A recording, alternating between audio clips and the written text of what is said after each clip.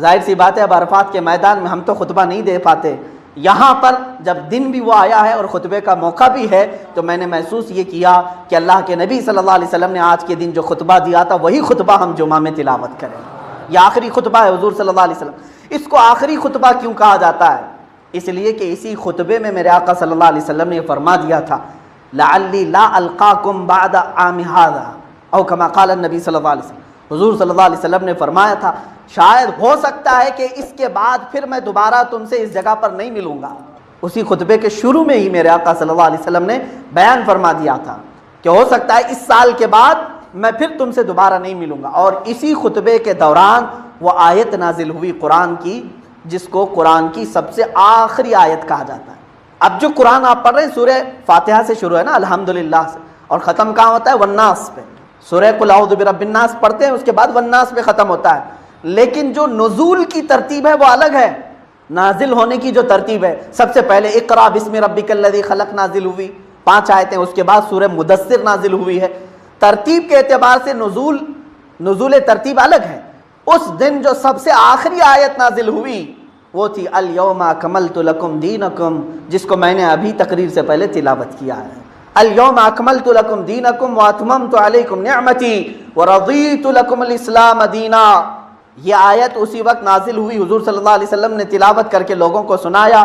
حضور صلی اللہ علیہ وسلم نے فرمایا، اللہ فرما رہا ہے آج کے دن میں نے تمہارا دین مکمل کر دیا، دین مکمل ہو گیا، اور میں نے اپنی نعمتیں پوری دے دیں، اور میں تمہیں اسلام دے کر راضی ہو گیا۔ یہ اللہ تعالیٰ نے فرمایا، سورہ مائدہ کی یہ آیت ہے، 6 پارے میں موجود ہے۔ سارے صحابہ خوش ہو گئے۔ ظاہر سی بات ہے احکام اب اترنے نہیں تھے، اب کیا حلال ہے کیا حرام ہے سب کچھ بیان ہو چکا ہے، سب قرآن میں آ گیا، دین کمپلیٹ ہو گیا۔ یہودی کہتے ہیں ایسی کوئی آیت اگر ہمارے کتابوں میں آ جاتی تو ہم اس کو عید کا دن منا لیتے ہیں کہ دین کمپلیٹ ہو گیا۔ اسلام کو کمپلیٹ کہا کس نے؟ اللہ نے۔ صحابہ اکرام خوش بھی تھے اس دن، سارے عرفات کے میدان میں خوش تھے کہ آج ہمارا دین مکمل ہو گیا۔ ظاہر سی بات ہے گھر بنا رہے ہیں تو جس وقت گھر پورا مکمل ہو جائے تو خوشی کا دن ہے۔ جو چیز آپ نے شروع کی ہے وہ جب کمپلیٹ ہو جائے تو خوشی ہوتی ہے کہ نہیں؟ سب خوشیوں میں تھے سوائے ایک کے، وہ صدیق اکبر تھے۔ حضرت ابو بکر صدیق رضی اللہ تعالیٰ عنہ میدان کے کنارے رو رہے تھے اور اکیلے بیٹھے تھے۔ صحابہ نے کہا ابو بکر آج خوشی کا دن ہے، دین مکمل ہو چکا۔ سیدنا ابو بکر صدیق رضی اللہ تعالیٰ عنہ نے فرمایا یقیناً خوشی کا دن ہے، دین مکمل ہو گیا، لیکن مجھے اس کا دوسرا رخ یہ نظر آتا ہے وہ رسول آئے تھے دین مکمل کرنے کے لیے، جب دین مکمل ہو گیا تو شاید اب رسول ہمارے درمیان نہیں رہیں گے۔ رسول آئے کس کے لیے؟ دین مکمل کرنے کے لیے، اب وہ اپنا کام کر چکے ہیں تو شاید اب ہمارے درمیان نہیں رہیں گے، مجھے یہ خوف ستا رہا ہے۔ وہ صدیق اکبر وہ یار غار رسول تھے، رسول کریم صلی اللہ تعالیٰ علیہ وسلم کے ہم سفر بھی رہے، حضر کے ساتھی، ہر جگہ کے ساتھی۔ انہوں نے حضور اکرم صلی اللہ تعالیٰ علیہ وسلم کے ان آخری دنوں کو محسوس کیا۔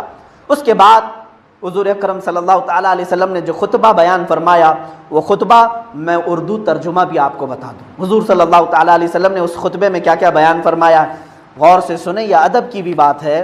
اللہ کے حبیب صلی اللہ تعالیٰ علیہ وسلم نے جو آخری خطبے میں بیان فرمایا، ارشاد فرماتے ہیں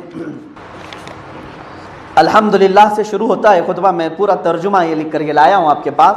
سب تعریف اللہ ہی کے لیے ہے، ہم اس کی حمد کرتے ہیں، اسی سے مدد چاہتے ہیں، اسی سے معافی مانگتے ہیں، اسی کے پاس توبہ کرتے ہیں۔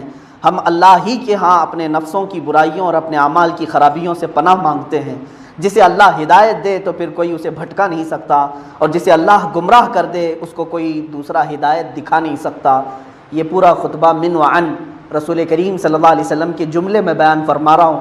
تصور میں لاؤ عرفات کا میدان، میرے آقا اونٹنی پر سوار ہو کر یہ جملے بیان فرما رہے تھے۔ اگر ہوش والا ذی شعور مسلمان ہو تو حضور صلی اللہ علیہ وسلم کے ایک ایک جملے کو یہ سنے گا۔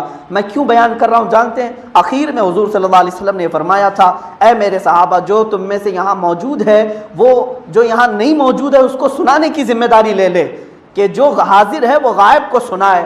انہی لوگوں میں سے میں ہوں کہ ہمارے بڑوں نے ہم تک وہ پہنچایا ہے، اور میری یہ ذمہ داری ہے کہ میں ان لوگوں کو پہنچاؤں جنہوں نے یہ حضور کا خطبہ نہیں سنا ہوگا۔ اللہ کے نبی صلی اللہ تعالیٰ علیہ وسلم خطبہ بیان فرما رہے ہیں، ارشاد فرماتے ہیں میں شہادت دیتا ہوں کہ اللہ کے سوا کوئی معبود نہیں، وہ ایک ہے، اس کا کوئی شریک نہیں، اور میں شہادت دیتا ہوں کہ محمد صلی اللہ علیہ وسلم اس کے بندے اور اس کے رسول ہیں۔ اللہ کے بندو، میں تمہیں اللہ سے ڈرنے کی تاکید کرتا ہوں اور اس کی اطاعت پر زور دیتا ہوں، اور میں اسی سے ابتدا کرتا ہوں جو بھلائی ہے۔ اے لوگو، میری بات سن لو، مجھے کچھ خبر، میں یہ نہیں جانتا کہ میں تم سے اس قیام گاہ میں، یعنی اس عرفات کے میدان میں اس سال کے بعد دوبارہ پھر کبھی ملاقات کر سکوں۔ ہاں، جاہلیت کے تمام دستور آج میں نے اپنے پاؤں سے روند دیے۔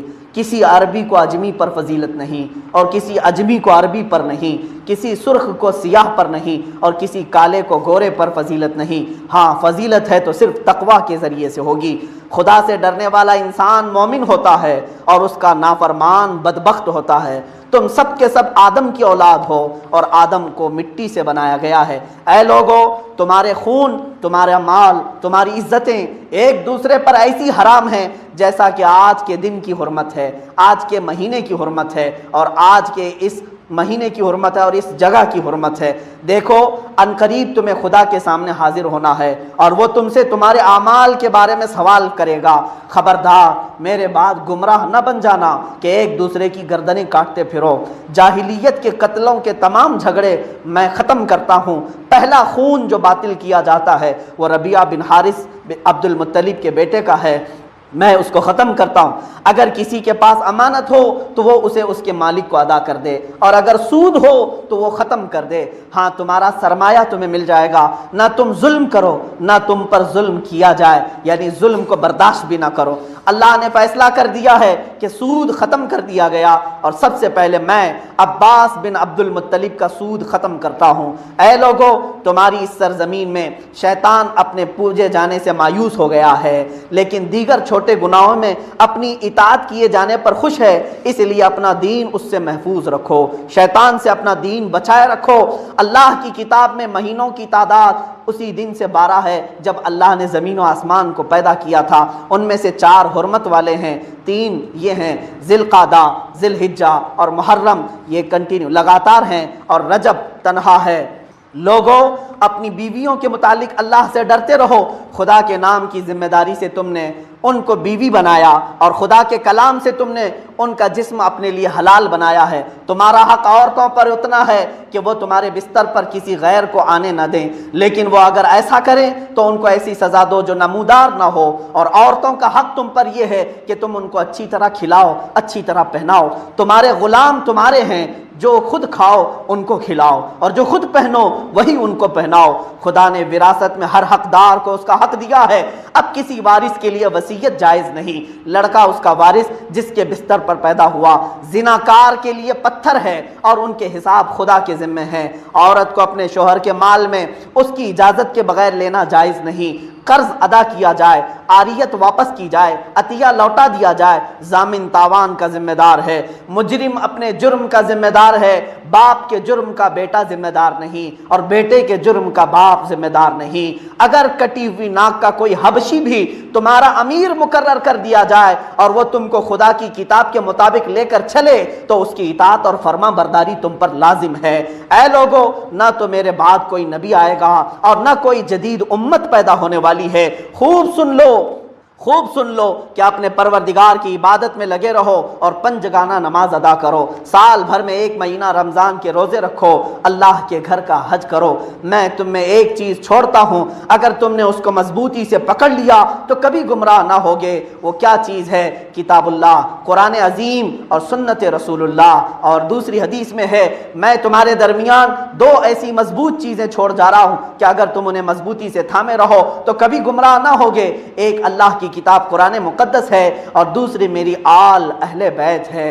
اس خطبے کو ختم کرنے کے بعد میرے آقا صلی اللہ تعالیٰ علیہ وسلم نے یوں صحابہ سے پوچھا، قیامت کے دن خدا کی بارگاہ میں میرے بارے میں اگر سوال کیا جائے گا تم سے تو اے میرے صحابہ تم میرے بارے میں کیا کہو گے؟ سارے صحابہ نے یوں کہا، آسمان کی طرف انگلی اٹھائی، عرفات کے میدان میں کہا، اے خدا تو گواہ رہنا، اے خدا تو گواہ رہنا، اے خدا تو گواہ رہنا۔ اور اس کے بعد آپ نے فرمایا، فرمایا, سارے صحابہ نے کہا یا رسول اللہ, آپ نے اپنے اوپر جو ذمہ داری تھی وہ پوری نبھا دی ہے, آپ نے امانت پہنچا دی ہے, آپ نے رسالت مکمل کی ہے. قد ادیت الامانۃ وبلغت الرسالۃ ونصحت الامۃ یا رسول اللہ, صدقت یا رسول اللہ, اے اللہ کے رسول آپ نے جو کچھ بھی فرمایا وہ بالکل سچ فرمایا ہے. یہ ہے خطبہ حجۃ الوداع, حضور صلی اللہ علیہ وسلم کا آخری خطبہ.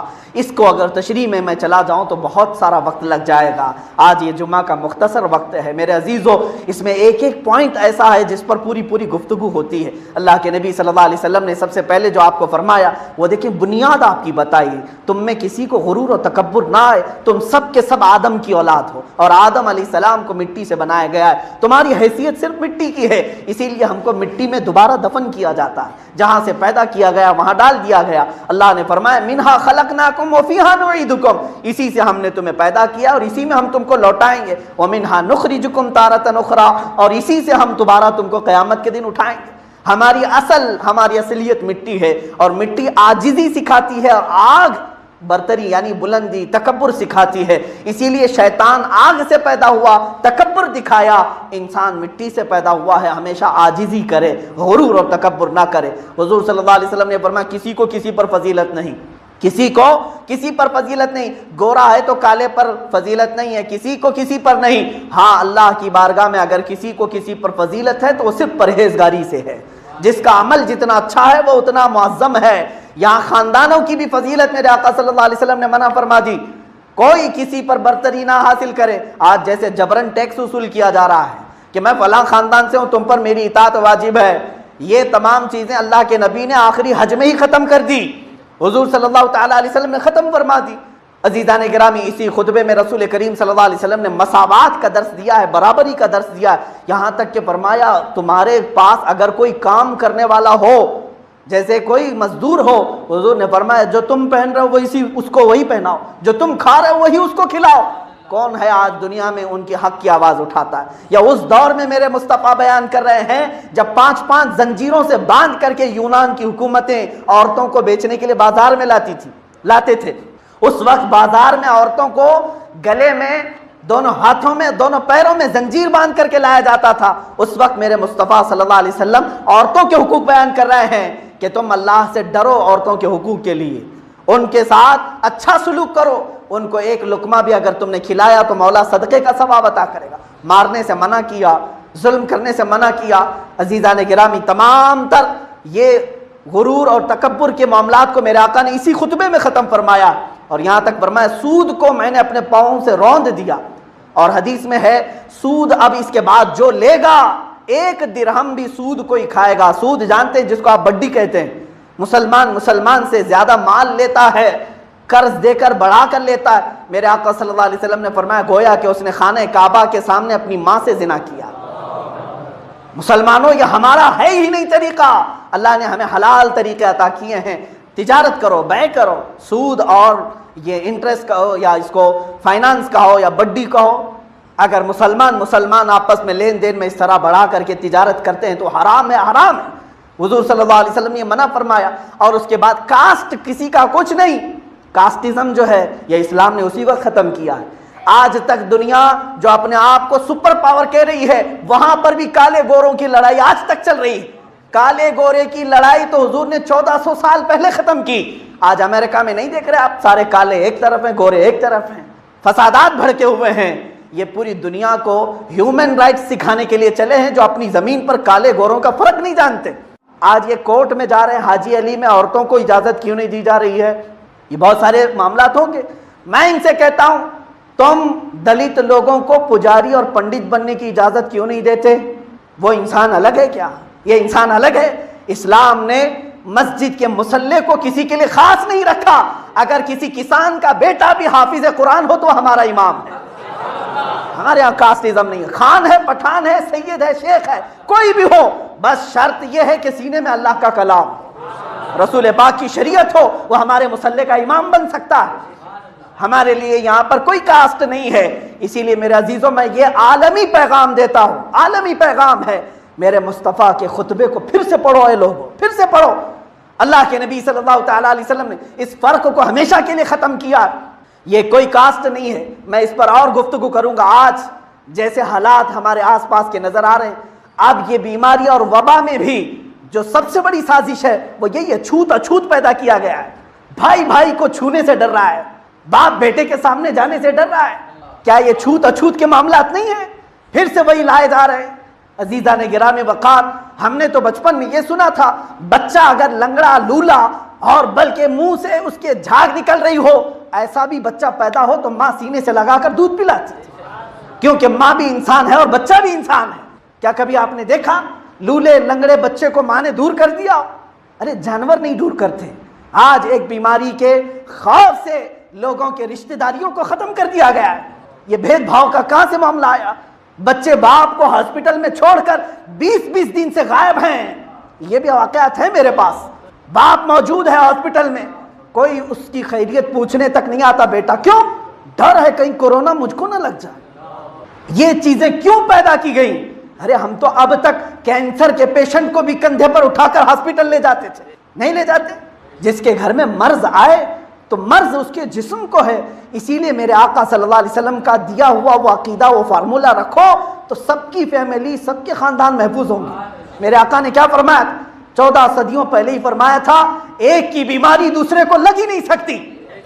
یہ جو عرفات کے میدان کا جمع غفیر ہے، یہاں ایک دیکھنے کا منظر ایسا ہوتا ہے کہ اسلام یہاں کھل کر کے نظر آتا ہے، اور جس سے میں نام تک نہیں پوچھ سکتا لیکن اس کو بھی میں اپنی ہی طرح لباس میں دیکھتا ہوں۔ یہ وہ منظر ہے جو پورے اسلام کی آفاقیت کو وہاں پر ظاہر کرتا ہے۔ اسلام کسی ایک گاؤں کا مذہب نہیں بلکہ پورے عالم کا مذہب ہے، پورے کائنات کا یہ دین ہے جو اس میدان میں جمع ہو کر کے اللہ رب العزت کو پکار رہے ہوتے ہیں۔ تو در حقیقت عرفات یہ لوگوں کے دلوں کو جمع کرنے کا دن ہے۔ عزیزان گرامی وقار، میں آج آپ کے سامنے حاضر آیا، ویسے بھی تقریریں آپ سنتے رہتے ہیں، میں نے سوچا کہ آج ایک ایسا عظیم دن ہے، عرفات کا دن بھی اور جمعہ بھی ہے، اس کو بہت ہی مقدس ترین دن کہا گیا ہے۔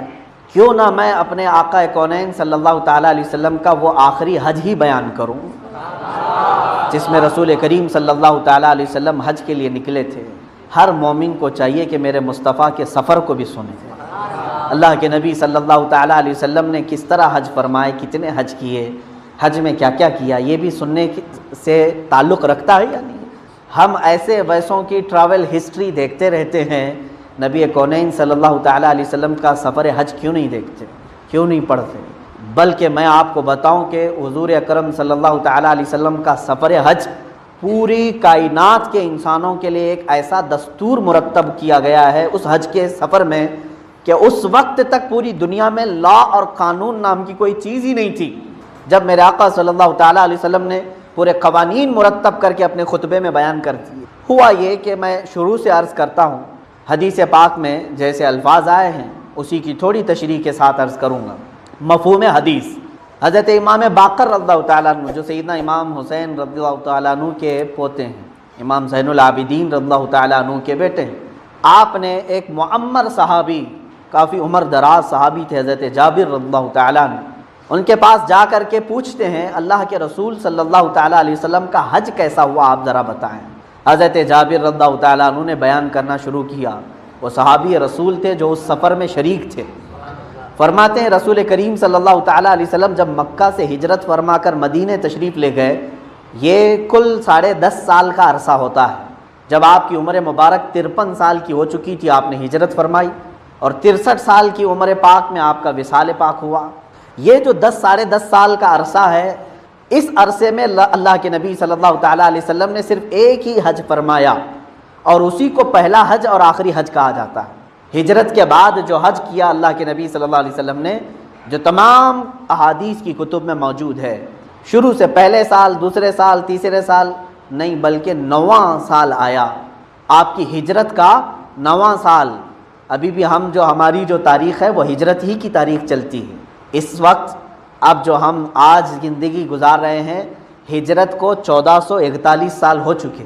آپ 2020 تو یاد رکھتے ہیں، لیکن میرے مصطفیٰ کریم صلی اللہ علیہ وسلم کی ہجری تاریخ بھی ہر مسلمان کو یاد ہونی چاہیے۔ اسلامی تاریخ ہجرت سے چل رہی ہے۔ حضور اکرم صلی اللہ تعالیٰ علیہ وسلم کی ہجرت کا 9واں سال تھا، 9 سال ہو گئے۔ اللہ کے حبیب صلی اللہ تعالیٰ علیہ وسلم نے اعلان فرمایا کہ اس سال میں حج کے لیے روانہ ہونے والا ہوں۔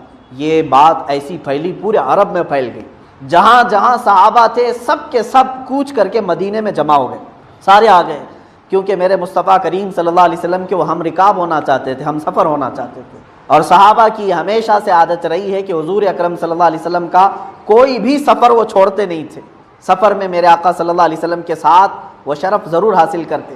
تو سب جمع ہونا شروع ہوئے، تو جانتے ہیں مدینہ طیبہ میں صحابہ کی تعداد اس وقت جو سب جمع ہوئے، صرف ایک مہینے کے اندر وہ 1,14,000 لوگ جمع ہوئے، اور بیہقی اور دیگر روایات میں ہے 1,48,000، ایک روایت میں 1,24,000، مختلف ہے، لیکن 1,00,000 سے زیادہ صحابہ حضور کے ساتھ جمع ہوئے۔ ذی القعدہ کا آخری عشرہ تھا، یہ ذی الحجہ کا مہینہ ہے، اس سے پہلے جو مہینہ گزرا وہ ذی القعدہ ہے۔ ذی القعدہ کا آخری عشرہ تھا، جمعرات کا دن تھا۔ رسول کریم صلی اللہ تعالیٰ علیہ وسلم نے مسجد نبوی شریف تشریف لا کر ظہر کی نماز پڑھائی اور سب سے کہا سفر کا ارادہ کر لو اور کوچ کر جاؤ، سب ساتھ نکلو۔ اللہ کے حبیب صلی اللہ تعالیٰ علیہ وسلم کے ساتھ اس وقت 1,24,000 صحابہ اور آپ کی تمام ازواج مطہرات بھی تھیں، حضور صلی اللہ تعالیٰ علیہ وسلم کی تمام زوجات جتنی امہات المومنین وہ ساتھ تھیں، سیدہ کائنات فاطمہ الزہرا رضی اللہ تعالیٰ عنہا بھی ساتھ تھیں۔ حضور اکرم صلی اللہ تعالیٰ علیہ وسلم نے چند جانور بھی اپنے ساتھ لیے ذبح کرنے کے لیے، اور یہ قافلہ نکلا مدینہ طیبہ سے۔ مدینے والوں کے لیے جو میقات ہے اس کو ذوالحلیفہ کہتے ہیں، وہاں تک میرے آقا صلی اللہ تعالیٰ علیہ وسلم تشریف لائے، اور آج کے زمانے میں مدینہ طیبہ سے باہر مسجد بنی ہے، ایک مسجد ابیار علی، جہاں پر میقات مدینہ طیبہ کی شروع ہوتی ہے، اور حرم کی بھی، حرم مدینہ کی باؤنڈری بھی وہاں سے شروع ہوتی ہے۔ وہاں رسول کریم صلی اللہ تعالیٰ علیہ وسلم تشریف لائے، آپ کی اونٹنی آپ کے ساتھ تھی، قصوہ جس پر آپ سوار تھے، اس جگہ پر تشریف لا کر میرے آقا صلی اللہ تعالیٰ علیہ وسلم نے غسل فرمایا اور نمازیں ادا کی۔ مقام بیدا ایک اونچی پہاڑی ہے، وہاں پر تشریف لائے اور سارے صحابہ کو کہا کہ بلند آواز سے کہو لبیک اللہم لبیک لبیک لا شریک لک لبیک ان الحمد والنعمت لک والملک لا شریک لک۔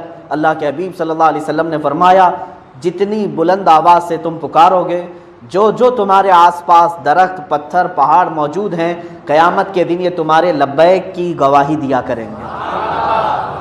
صحابہ اکرام رضوان اللہ تعالیٰ علیہ مجمعین نے بھی لبیک پکارا۔ حضرت جابر فرماتے ہیں میں نے دیکھا پہاڑی کے اوپر سے، تو میں نے دیکھا کہ جہاں تک میری نظر جا رہی ہے سب صحابہ اکرام کے سروں کا سمندر نظر آ رہا ہے، سب احرام میں ملبوس ہو چکے تھے۔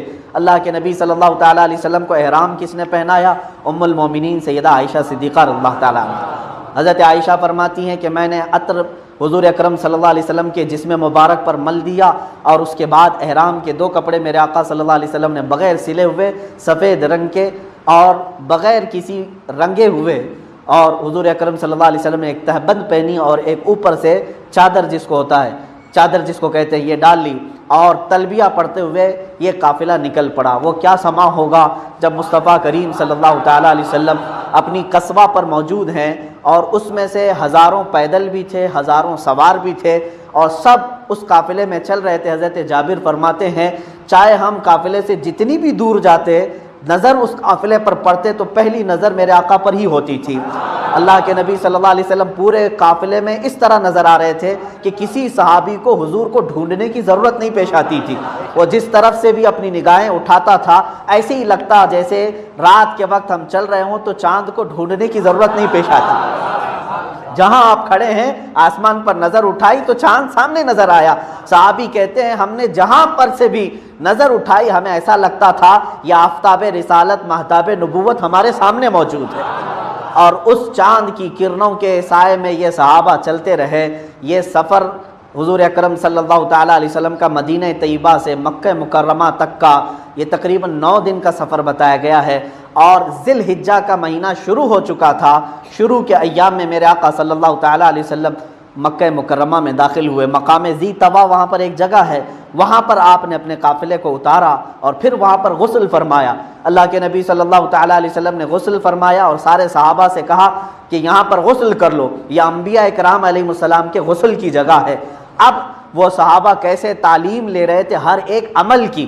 حضور اکرم صلی اللہ تعالیٰ علیہ وسلم نے غسل فرما کر پھر باب السلام، ان نجدیوں نے اس دروازے کو ابھی پورا کا پورا انڈر گراؤنڈ کر رکھا ہے، باقی اپنے باپ داداؤں کے نام پہ بڑے بڑے گیٹ بنائے ہیں، جو گئے ہیں وہ جانتے ہیں، باب الملک فہد، باب الملک عبدالعزیز، باب ملک عبداللہ، یہ سب بادشاہوں کے نام پر آسمان چھوتے ہوئے عمارتیں، یعنی بڑے بڑے میناریں بنا کر گیٹ لگائے ہیں، اور جس دروازے سے میرے مصطفیٰ داخل ہوتے تھے اس کو انڈر گراؤنڈ کر کے رکھا ہوا ہے، وہ باب السلام ہے جس میں سے میرے آقا صلی اللہ علیہ وسلم کا مسجد حرم میں داخلہ ہوتا تھا، اور اسی کے بغل میں باب النبی بھی ہے، وہ اتنا ہے جیسے ہماری مسجد کا دروازہ سمجھ لیں، اتنے بڑے حرم کے اندر ایک چھوٹا سا دروازہ، یہ کیا ہے؟ محبت نبی ہو سکتی ہے؟